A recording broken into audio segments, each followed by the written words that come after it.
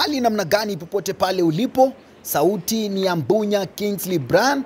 Leo hii tunaangazia uwanja wa Kasarani. Kumbuka uwanja huu wa Kasarani utakuwa unabeba mashabiki 60,000 fans watakuwa wanaweza kuketi jinsi ambavyo unaona viti ambavyo vimepangwa ndani ya uwanja huu. Kumbuka uwanja huu ulifungwa miaka miwili iliyopita ili kuweza kufanyiwa ukarabati, na ukarabati huo ambao umekuwa ukiendelea ndani ya uwanja huu, jinsi ambavyo waziri wa masuala ya michezo humu nchini Kenya Salim Mvurya ameelezea kuwa uwanja huu umefika katika hatua ya mwisho, na hatua hiyo ya mwisho ni hatua ya majaribio. Kwa hivyo ameweza kusema kufikia mwezi wa 6 mechi zote za timu ya taifa Harambee Stars na timu ya wanadada Harambee Starlets zitakuwa zinachezewa ndani ya uwanja huu ili kuweza kufanyia uwanja huu majaribio, wakizidi kujipanga katika mechi za CHAN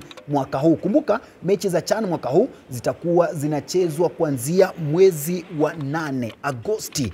Kwa hivyo Kenya, Uganda, Tanzania wakizidi kuendelea kujipanga kuandaa mashindano ya Afrika ama Africa Cup of Nations mwaka 2027.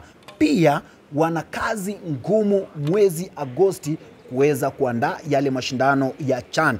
Kumbuka Kenya ama timu yetu ya taifa Harambee Stars wakizidi pia kujipanga kwenye hayo mashindano ya CHAN, wanazidi pia kuhakikisha kuwa viwanja vyao vinaweza kukua tayari. Tunazungumzia uwanja wa Nyayo, tunazungumzia uwanja wa Kasarani, na pia ule uwanja ambao ulianza kujengwa upya, tunazungumzia uwanja wa Talanta City Stadium. Kwa hivyo hiyo ndio picha nzuri ambayo unaweza kutazama ndani ya uwanja huu wa Kasarani, ujenzi ukiendelea, ukarabati ukiendelea. Kwa hivyo yale yote ambayo yatakuwa yanafanyika papa hapa utakuwa unayapata ndani ya Pearl Sports Kenya ukiwa nami Mbunya Kingsley Brand. Kwa hivyo kama bado hujaweza kusubscribe, hujaweza kulike ndani ya Facebook, hujaweza kutufollow kila mahali, fanya vivyo hivyo, utakuwa unapata habari motomoto za spoti.